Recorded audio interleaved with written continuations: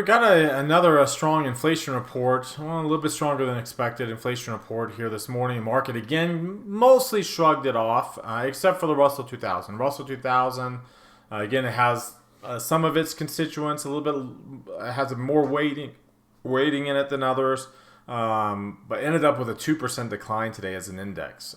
So it's a big drop for the Russell. In fact, the Russell is kind of showing some more significant. I mean, we've been kind of seeing some signs throughout the week here that this bullishness is abating, right? It hasn't changed, hasn't started to consolidate, but it's abating. And today, the Russell has really got pushed up to that edge of consolidation, right to the edge of the consolidation starting. So I'm going to show you kind of what its charts look like and how significant it is, and how likely now we are to actually start a more consolidative move, and whether that will bleed into the large cap indexes as well as we continue to show some converging signs on those indexes. Will they turn? The NASDAQ 100 actually looking much softer and weaker than the S&P, and because of that, we're starting to see, despite that, we're starting to see some breadth, signs of weak breadth today. Very significant signs of weak breadth. So we'll break those down, what those mean. And then the sector moves are kind of interesting. The cyclical areas, what dropped, what didn't. And the re-emergence of the three-headed monster came out today and really wreaked havoc. And so we'll talk about that. Our trade idea of the day is a stock that had been rebounding, but may not have much left to go off of what was previously a strong bearish trend. So then how do we trade that kind of move? So we'll go ahead and take a look at that for our trade idea. So let's go ahead and get started. Today is Thursday, March the 14th, 2024. This is the Market Outlook from MarketScholars.com. My name is David Settle. All right, before we get going too far, I invite you to subscribe to our YouTube channel with this icon here, the red subscribe button down below. Click the thumbs up icon to like our video. Comment on anything that stood out to you today.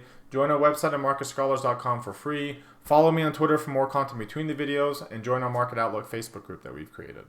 All right, if you're watching us on our blog, check out some of these other things over here on the right, including our Market Outlook live video. This is where I review all the trades that we've done. We actually closed a couple of old trades today in the Market Outlook live. We also put today's trade on before the market closed, so check that out there. Come down here, click this heart. It opens up this tab.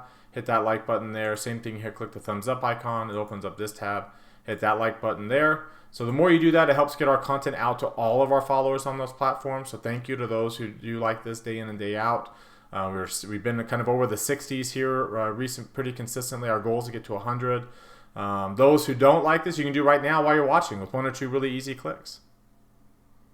All right, let's go ahead and start off taking a look at the S&P 500 with the market forecast indicator. You can see we rallied off the lows at the end of the day. We still had a loss, but it wasn't very much. It was only 0.3%. It brought both these lines back up. So the momentum line was actually an oversold territory. So we actually probably would have been set up for a bounce tomorrow into expiration if the momentum line was actually oversold. That's your bullish intermediate confirmation signal. But it looks like that bounce came in a little bit early. Whether that leads to more decline or more of a bounce tomorrow or more of a decline remains to be seen. But as of right now, it kept the momentum line from being oversold. It kept the near-term line well into bullish territory. So it did come back out of the reversal zone, which is not good because remember we didn't want it to be like a little toe dip above there. We want it to stay. But at least it stayed in bullish territory and gives us the opportunity for it to go back up tomorrow. I don't think that's going to happen. I do think that we'll end up filling in this lower shadow and then some tomorrow. But that at least we're not bearish now. Like the short-term sentiment looks decently strong, despite the weakness, right? It's really soft weakness, which is the best kind of weakness you would want to have in a bullish trend like this. The Dow Jones Industrial Average looks similar. Its near-term line did dip its toe out of the bullish territory, so a little bit different from that regard. It also dropped below the intermediate line. Remember, the intermediate line for the S&P is actually in the reversal zone. It's not in the reversal zone for the Dow. So a cross below the intermediate line is actually bearish. That's a bearish short-term cross for the Dow Jones. We are a lot closer to the moving average, only a third of a percent away from the moving average. But the momentum line again avoided being in oversold levels, so it's bearish, but it's not as bearish as it could be. Your intermediate line's actually still rising, so you still have the dark green shading. And remember, we had that bull tag, and we have bounced off of it, so we're still okay. We're potentially set up for another bull tag to develop if we were to close below that moving average tomorrow. So we'll keep our eyes on that development. The NASDAQ 100, it's also different than the Dow and the S&P. Its intermediate line is also out of the reversal zone like the Dow. This is also below its market sentiment like the Dow, but it's actually falling. All right, the Dow is rising. Remember, the NASDAQ is falling. The near-term line is not in bullish territory. It's actually down in the lower half of the chart, so that's worse for the NASDAQ 100. Your momentum line is again not in the reversal zone. So a little bit worse of a picture. Again, it's not bearish as in like, oh no, we're gonna tank tomorrow. But again, it's definitely not bullish anymore. As much as we are still on this upward trend, this is not a bullish pattern. It's still okay, right? It's still not bearish, but it's definitely showing signs of transition, right, towards what would be a bullish trend until we see something different, right? Like we saw in the S&P. The S&P got below its market sentiment, albeit in the upper reversal zone, but then we immediately bounced, and that's kind of what we need to see from the NASDAQ 100 sooner rather than later. Your Russell 2000, you can see, had the biggest drop on the day today, nearly 2% decline, 1.96 by the end of the day. Big time drop there. As you can see, its intermediate line also came out of the reversal zone. It's still above its market sentiment, so unlike the other indexes, its market sentiment line is actually out of the upper reversal zone, and it's falling here. The near-term line is below the intermediate line. Now the intermediate line is between the 20 and 80. It's now it matters where the near-term line is relative to the intermediate line, and it's below it. We are only 1/4% above the 30-day moving average. You have light pink shading, and again, we'll see by tomorrow if we end up with the bull tag, which again I assume we will. But we'll see how that plays out here in the next day or two. That's our biggest decline on the Russell that we've had here in a while. If you take a look at the daily price moves, pull up the Russell 2000. So we had that down day here back on the CPI report back in February. We dropped almost 4%. And then before that, January 31st, we had a 2.5% decline. And then January 3rd, we had more than 2.5% decline. So we've had some bigger moves. Remember, the S&P has not had a 2% decline in a very, very long time. The S&P's it's been over a year. The last time the S&P has had a 2% decline goes all the way back over here where we were right there on February 21st of 2023. So more than a year since our last 2% decline on the S&P 500, even though we've had a few close to 2% rallies, and recently we actually had more than a 2% rally up to 2.11%.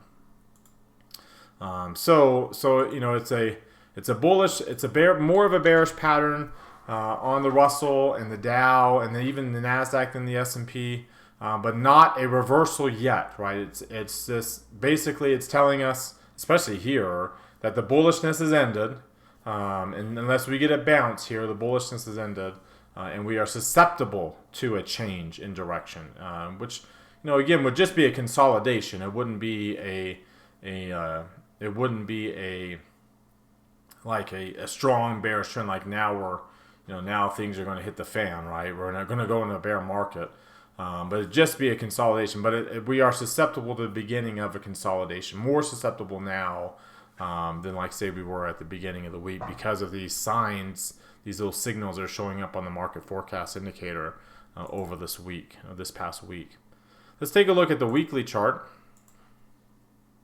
And you can see again, we still have, despite the weakness here, we still have a higher close, so we're still okay there. We still have the lower high. Remember, that's that first very, very weak sign of reversal. The second sign would be a lower close, right? That's typically what you get in these transitions, like this one here. And then we turn into we drop This line down here at the bottom, the Hakunashi differential drops below zero and stays there. See, we're still easily above zero. We've been converging, but we're still above zero, and we haven't dropped yet and shown a bearish candle. Looking at the 3 green arrow chart, you don't have 3 green arrows anywhere. We're in convergence mode on everything, right? On all these indicators. The Russell is the one that's probably closest to having 3 reds. It's picked up a little bit more of a pickup in momentum. The Dow had a pretty decent pickup on momentum earlier. Now it's the Russell. Looks like it might be picking up some momentum here, but still doesn't have the 3 red arrows yet. So, which basically means that we have weakness across the board. Like we're below, the MACD's below, but we're still easily above the 17-day on the S&P. We're above the 17-day and the 8-day on the Dow Jones, despite the MACD falling down there, as you can see. And we're above the 8-day and the 17-day on the Qs as well, despite, again, the MACD falling. And for that matter, the stochastic falling out of bullish territory. The Russell 2000 is a different story, right? It did close clearly below the 17. That's a pretty clear drop. MACD's below its moving average. Stochastic's below its moving average. Below its moving average, and dropped out of bullish territory. And if you notice, too, we came really close. For most of the day today, the Russell 2000 was in the lower half of its chart and finished the day in the lower half of its 4-week range. So the Russell 2000 has now broken below the 50% mark here on the stochastics and has now dropped into bearish territory below the 40% mark. So again, remember kind of what that shows us here is when you look at this chart and you look at IWM, it is now below that blue dotted line, right? The S&P, of course, is not. So a clear difference there on the stochastics for the Russell 2000. But your diamonds, your DMI is still pretty positive. You look at the Russell 2000, remember, which has more of a change. You almost have a negative crossover here, just barely still below it, the negative line. But it is above 25, clearly more above 25 than what we've seen. So a bigger drop than what we've seen on the Russell. If you look at the RSI and the CCI, your S&P is still in bullish levels, above 60, above 0. Your Russell 2000, that's not the case. The Russell 2000 dropped below 50 and has now dropped below minus 100. It hasn't dropped below the minus 150 level, which is kind of what you need to see to really change the trend, at least below minus 150, with this ideally dropping also below 40. So neither one of those things has happened yet. So there's still a good chance that we can just bounce off of this. On the Russell 2000. That's kind of the hope. Your Ichimoku cloud is still very strong trend on the S&P, on the diamonds, even especially too, and then the Q still has a mature bullish trend, all above. The blue lines up here. The Qs are probably closest to breaking its blue line. IWM actually broke its green line, has for the last few days, and is still has a weakening trend. Is now coming down below intermediate trend strength. But still has held its blue line. So again, if we can hold support here and bounce on the Russell, if we follow through it all and get a new bull tag and get below this blue line, start filling in this gap and into the cloud, now we are susceptible to that intermediate decline, that intermediate pullback. Again, that's kind of my expectation of where we're actually headed. The S&P on here, we're still in the upper quartile, so that's fine. We're still towards the upper part of the Keltner channel. Everything's fine in that regard. But the Russell, again, is different, right? We are in the lower half of the bandwidth now, so we've crossed below that 20 period exponential moving average that's in the middle, and you can see the momentum now is really, kind of falling more than it has in the past. Still has the red dots, the bands are still inside, and we're not, again, we're not in the lowest quartile, we haven't broken below the lower band. So again, ideally, like we did here, we bounce right back up, right? If we can bounce right back up tomorrow, I think that's unlikely, but that's something we can anticipate based off of recent past precedent because of the strength of this bullish trend that we have right now. Here's your hull again, still very bullish there on the daily for the S&P. IWM is different, right? The hull is actually turned down now, turned red. The parabolic SAR had already flipped up. Now we have a pretty decent sized bearish candle, and we're that close to crossing below the 200-day, which typically starts a new trend to the downside. So your S&P is nowhere near its dropping, that PPO dropping below 0. The Qs is probably the closest, and its hull has turned red up there, and its parabolic SAR has flipped to the upside, But again, very, very small negative candle. We don't have the size of the candle yet that would suggest that we're starting, kind of down into this 1.5% or more range, that we're starting a bearish move. So we not there yet, but you can see again how it's kind of showing some weakening signs. Let's take a look at today's intraday. I already kind of showed that a little bit. Today's intraday chart here, you can see we did get a lower high, slightly lower high and a lower low, but we finished the day back up above yesterday's low. So nice finish in the last, 20 minutes to get from easily below yesterday's low to right back up above it. So very, very good move to finish off the day. That kind of, which again makes it likely that we potentially move up towards the high, the 4-week high point, which, again, we haven't touched in a few days, but at least we're close to it. We're a lot closer to it than we are breaking the midpoint. But if we break the midpoint, which is only about a week away from being the 4-week low point, see that 4-week low point is now over here, but you're a week away from moving up, right, to that level. And unless we get a new high, this is going to really drop, and we're going to really be susceptible to a squeeze play and a break out of the 4-week range to the downside, right? So we haven't, remember that chart kind of goes along with this. We haven't broken the 50% mark yet or below 40 into bearish territory. But once you do, that's when we're consolidating, right? So far so good, and we'll see how that plays out here. So today's volume and range on the Russell was actually pretty strong. If you look at the S&P, the volume ended up being pretty big, more than almost 1.5 times. Remember, we haven't had very many days of 1.5 times the average volume. Remember, during the decline, we didn't have a single day of 1.5, and usually we kind of end the run with one.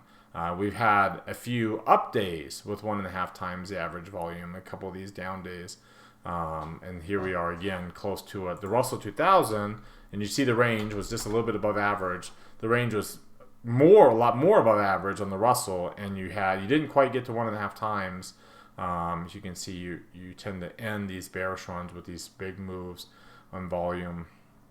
But at least you got above average. So above average range, above average volume, and you saw the VIX. The VIX actually didn't move very much at all. It was up, almost 5%, but you notice it stayed back because of that late drop. It stayed back below 15 and back below 90%. So it was trying to get above 90% at the end of the day.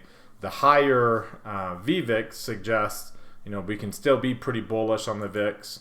If you look at where the VIX is relative to its average values here, we are. Remember, we got into that 50. We talked about bouncing off of that yesterday in the market outlook. Well, it did. It bounced back up above all these moving averages today after opening lower. And again, the 200-day, getting above the 200-day is typically when intermediate declines start.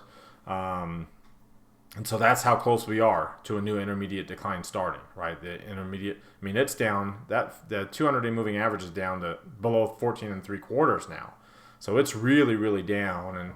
And again, that's how close we are and how susceptible we are to a pretty significant jump in volatility. Again, significant jump would probably be back towards 20s again. But, from 14, that's a pretty big jump to the upside, much less to, the upper 20s, which is where we got to during the banking issues last year, right? Early part of last year, which is very typical, right? It's very typical to get above 20 when you're in intermediate decline. And we did in the last one, but just barely. But we generally get not only above that, but if you look at this chart, we tend to, during intermediate declines, we tend to get above the 100% mark here. We did not do that during the last intermediate decline. We flirted with getting above 95% mark, but we never closed above 100. Again, generally we close above 105. We get around here by the end of these intermediate runs. And again, either at the very beginning of it or at the very end of it, and neither didn't happen either time. Again, we didn't even give 100%. So that's kind of the thing to watch is the next intermediate run. Will it be more abnormal like the last one, or will it come back to normal like all the rest, where we do tend to get up into these levels, right? These are, this was the correction mode, but you can see here this intermediate decline got above 100%, and some of these others too easily got to over 100%, if not up to 105%. And these other typical intermediate declines. All right, now let's take a look at what's driving this price action. So we'll come over here to the asset class comparison chart. And you can see the declines on the chart there, but still strong returns over the past 3 months. If you look at March 14th, and we'll just look at today alone, the dollar was up, commodities up, yields were up. There's your three-headed monster again, right? That's the scary three-headed monster that puts pressure on equities. Now, again, at the end of the day, things looked okay. But you can see at one point where, the IWM was down 2.5%. So the finish only down like almost 2 is, quite the achievement. And then at one point in time, we were almost down. We were over 0.75% for the S&P and the Qs. They ended up rallying and really outpacing all these other asset classes, especially international stocks, despite the strength in the dollar. But, again, those are the 3 things that are really the drivers of the market. Look at that big move in the dollar. Potentially back above its 17-day moving average. Again, a move above that would not necessarily be bullish, right? That's generally, it wasn't too bad for the markets here at the early part of the year, but that was more the anomaly than it is the rule. Looking at the 10-year yield, you can see it jumped up pretty sharply today, above 4.3%, easily above the 200-day moving average. Now, the last time we did that, we had this kind of breakout here. We stalled, right? And we went sideways for a few weeks and then dropped. The MACD is just turning positive. Over here, the MACD was already pretty positive. By the time we had that move, it's just now turning positive. And the MACD, the stochastic, instead of being already in the reversal zone then, it's just getting out of bearish territory now. So, more likely we're just starting this move on yields up to 4.3% now. Then we are ending it. Commodities also, remember, had a big move yesterday. It maintained that, drawing up to the point of control, filling in the gap between the 500-day, the 50-day, and the 200-day moving averages. Crude oil breaking out too above 80. Remember, I said to get above 82 and clear this point of control or value area, and then now it can really get going. But today's move was a pretty decent breakout. It's a close above all these highs. MACD and stochastic especially just turning up above its moving average. MACD turning up there. If you look at the weekly version of this, we are just crossing of the 30-week moving average. It's just crossing. The MACD is just turning positive. Like everything else is just turning positive here. The yields we had dropped. Now we've reversed that 3-week drop, and then some. MACD and stochastics just turning up on the weekly, and the dollar as well. You can see after last week's decline, start trying to reverse that. MACD is still above its moving average. Stochastic still above its moving average. Looking at the market forecast for these charts, the 10-year yield. There we go. The 10-year yield, you see that intermediate line has turned back up. Strong near-term rally. So suggesting that the intermediate line can have a good run here because of how strong that was. Looking at the dollar index, also having a big move today. Its intermediate line is now back out of the reversal zone. Momentum line's up. You expect the near-term line will follow that suit, right, to go up to the upside. Light green shading, but no bear tag yet. And then if you look at the commodity index, its intermediate line is now almost above 80, right? You got dark green shading and a green line. You're just kind of getting going here on the commodity index. So pretty good move there. When you look at crude oil, its intermediate line is going almost back into the reversal zone, right? And market sentiment's rising, and you can see the bullishness there. So again, that's the three-headed monster that all appears to be moving higher now. That will make it hard for the S&P and the Russell, as you can see, even more so the Russell, to be able to maintain the strong, parabolic at times bullish trend that we've had. And really like one of the historic moves over the last 20 weeks, over the last 5 expiration cycles, however time frame you want to look at it. This has literally been one of a historic move. But again, you get those 3 things going up, it's going to be hard to maintain the historic move and the bullishness and the strong bullishness, because those 3 things in the last few years have combined to put pressure on risk appetite in general. Let's take a look at how the sectors performed today. Remember, this was not an this was not a large cap decline. If you look at the sector comparison chart, you can see XLK was actually only slightly lower. This was remember, IWM went down the most today, and when you look at the sectors that are more correlated with IWM, you can see utilities, real estate, interest rate sensitive areas, they dropped with the jump in rates. Energy, even though it's dollar sensitive, still gained. And materials and industrials, financials, healthcare, they all declined. It was that segment, including discretionary here recently. It's that segment of the cyclical market that really underperformed. XLK and XLC still holding up, and you can see that here. In fact, XLK was positive by the end of the day. You can see that here in the Mag 7. Apple and Microsoft actually were up. Microsoft up 2.5%. Up to new 3-month highs. Apple's up a little bit. Nvidia was the big loser on the day in the Mag 7 names. Broadcom's also still got that bull tag that we haven't bounced off of. Adobe is down in the after hours, down to 510 from 570 down to 510. Big drop in Adobe. You can see Netflix rising. Cisco got that bull tag, is moving lower as well. AMD has continued its move lower. Google broke out to the upside. Tesla with an oversold. So you can see again, like Apple, Microsoft, Google, Amazon, great. But yet the markets were down because Nvidia, Tesla, and some of these others, Meta, Adobe, AMD, and Cisco all moving down to the downside here. Nvidia especially, right? And Broadcom might be kind of showing us what we may expect soon here from Nvidia. And Nvidia has been the big driver for risk appetite for the markets. You can see the breadth was poor today. We were down to a negative number, not below minus 35 yet, which kind of signifies the beginning of a trend, but still poor nonetheless. And when you look at, let's see here, let's look at the breadth. Move this over. Number of stocks above their 50-day moving average, which you already have up right here. Let's push this back to this. We did drop to 361. It wasn't as bad as it was at the lows of the day. We were really close. We got down to 345, so we did get below the moving average at the lows of the day today, and with a pretty significant drop down here. So we avoided a significant, but still that's pretty bearish after we had just barely gotten above 400. Now we crashed down hard below it. The 200-day fell too, but not as bad. You can see its MACD is rolling over down there. The ratio of the number of stocks to the 50 and above the 50 versus number of stocks above the 200. Remember, getting above 1, getting above the moving average, getting above 1 is bearish for the markets, has a negative correlation. And it looks like we have just really popped up. We popped up above the moving average today. We avoided dropping below 1. So not the best sign for the markets. Again, that's generally bearish. The skew being below its moving average is also generally bearish, and you can see it continues. Hasn't been updated yet for today, but is easily below its falling moving average there.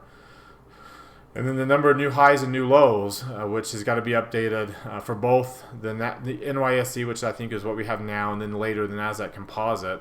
But that's a big drop. Not below zero yet, but it is down there below. It's way below its moving average, way below its moving average. So not the best sign of breadth today. Like you can see, kind of a broad decline here. The Qs jumped relative to IWM back above the moving average. So for one day, this worked really well. But when you look at like SPY relative to RSP, which is the equal weighted, again also a big jump, but off of the highs.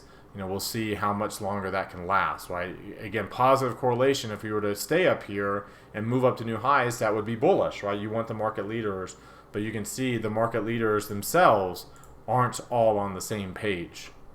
All right, and that brings us to our trade idea of the day. In the technology space, a stock that has been rallying, Twilio, but looks like it may have stopped.